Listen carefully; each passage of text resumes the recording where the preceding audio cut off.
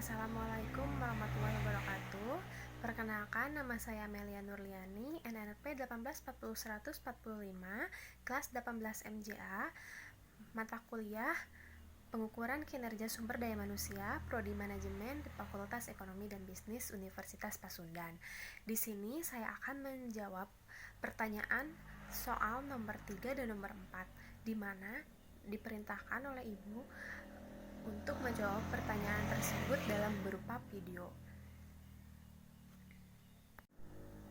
Soal nomor 3 yaitu mengapa evaluasi atau penilaian kinerja sumber daya manusia penting dalam mengelola sumber daya manusia di perusahaan. Jawabannya, karena pengukuran kinerja mempunyai arti yang sangat penting bagi organisasi dalam proses mengendalikan manajemen. Pengukuran kinerja merupakan hal yang sangat penting dalam memotivasi karyawan untuk mencapai tujuan organisasi maupun sebagai dasar untuk mengevaluasi kinerja organisasi. Selain itu, pengukuran kinerja juga mampu meminimalisir tindakan yang tak semestinya dikehendaki lewat feedback hasil kerja, serta sebagai dasar pemberian penghargaan pada individu yang sudah memenuhi atau melebihi tujuan yang telah disepakati. Pengukuran kinerja juga sangat mempengaruhi perilaku karyawan dan manajernya, di mana dalam mengambil keputusan bisnis, manajer akan memberi perhatian pada apa yang diukur, dimonitor, dan diberi penghargaan. Selain itu, informasi dalam penilaian kinerja membantu mengenali kekuatan dan kelemahan dalam kinerja di masa lalu dan menentukan arah apa yang harus diambil karyawan untuk memperbaikinya. Contohnya seperti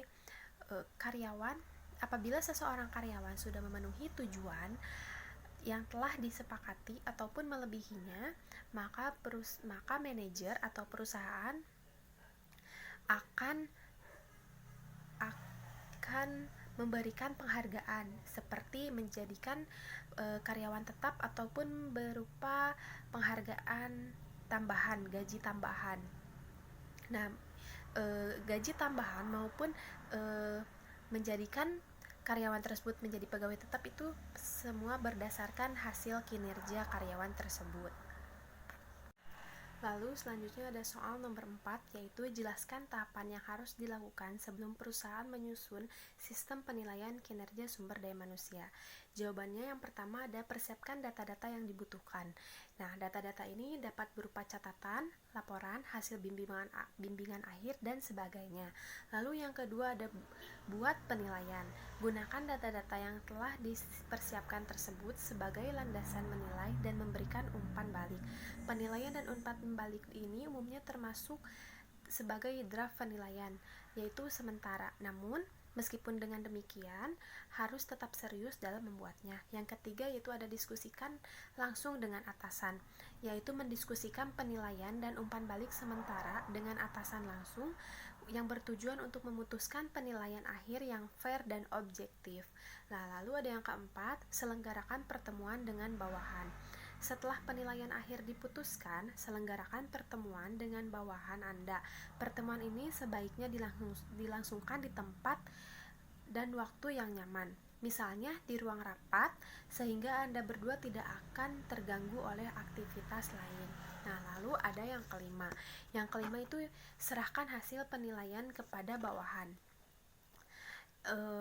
Jangan lupa berikan waktu yang memadai agar karyawan yang bersangkutan dapat membaca hasil tersebut. Lalu yang keenam ada bahas hasil penilaian. Dalam pembahasan ini, kemukakan dasar penilaian Anda dengan bahasa yang positif dan ukurannya, misalnya pengukuran motivasi. Setelah itu, berikan kesempatan bawahan Anda untuk menyampaikan pendapat atau tanggapan, karena mungkin saja mereka memiliki pandangan yang berbeda atas penilaian yang Anda berikan. Terima argumentasi tersebut, lalu diskusikan lebih lanjut sehingga Anda berdua dapat menyepakati penilaian akhir. Lalu yang terakhir yaitu yang ketujuh, informasikan rencana pengembangan. Rencana ini dapat berupa pelatihan, promosi jabatan, penugasan, atau pemagangan. Seperti halnya langkah ke-6, langkah ini bertujuan untuk mendapatkan kesempatan bersama agar pengembangan tersebut berjalan dengan lancar, berhasil, guna efektif. Hanya sekian yang dapat saya sampaikan. Terima kasih. Wassalamualaikum warahmatullahi wabarakatuh.